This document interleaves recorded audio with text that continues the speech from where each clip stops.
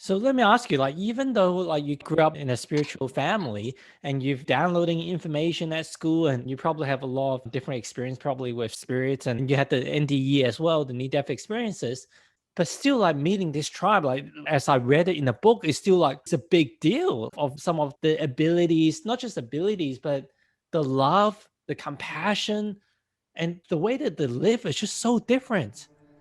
Yeah, there are many tribes in the world that have not been drawn into the industrial age or the information age. And these are the tribes that live way back in, New Guinea. They live in South America. They live in Mexico. They live in areas of the world that have not been dominated by the encroachment of the industrial world. And they are holding on to the magic which was very common to everyone 1,000, 2,000, 5,000, 3,000, 5,000 years ago, back in a time, not so much in the European area, because in the European area they were struggling over survival, but more in the areas of the world where survival was easier, areas where food grew abundantly.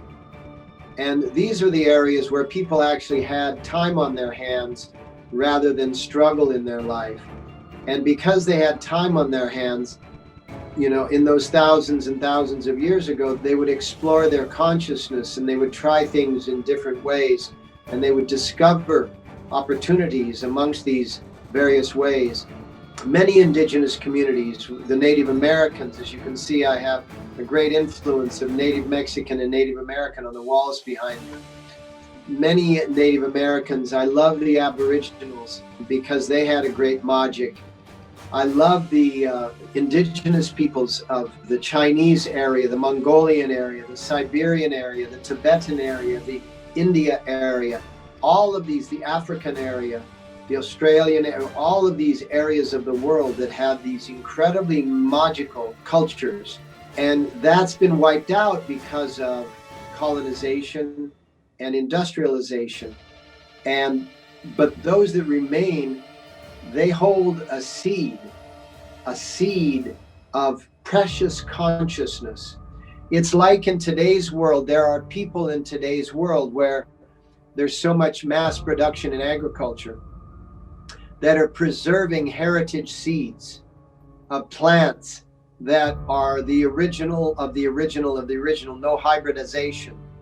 This is the same thing in consciousness that we must do. We must preserve those heritage seeds of consciousness.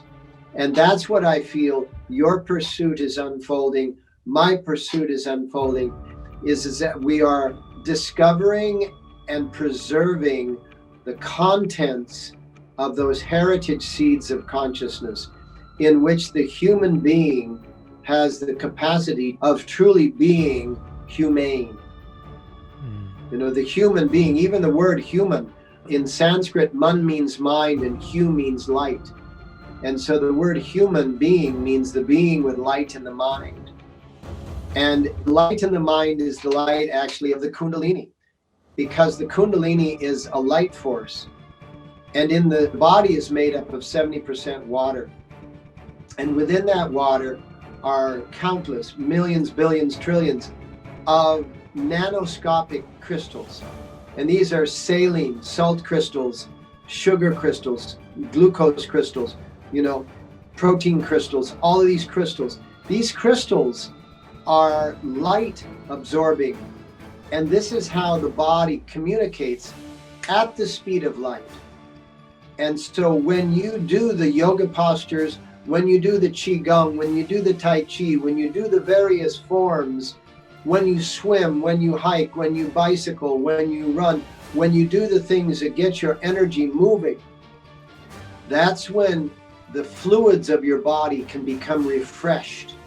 And what we do in Kundalini Yoga, and what I learned also from the exercises that we did within that indigenous community in Mexico, is that basically you're aligning your body so that the crystals and the circulation of the fluids, the blood, the lymph, the cerebral spinal fluid, all the major fluids of your body, these crystals capture the light of the Kundalini energy and they shine it up into your consciousness, which gives you the awareness. It's like being in a dark room and somebody lights a candle, and all of a sudden you can see what's in the room from that little candle.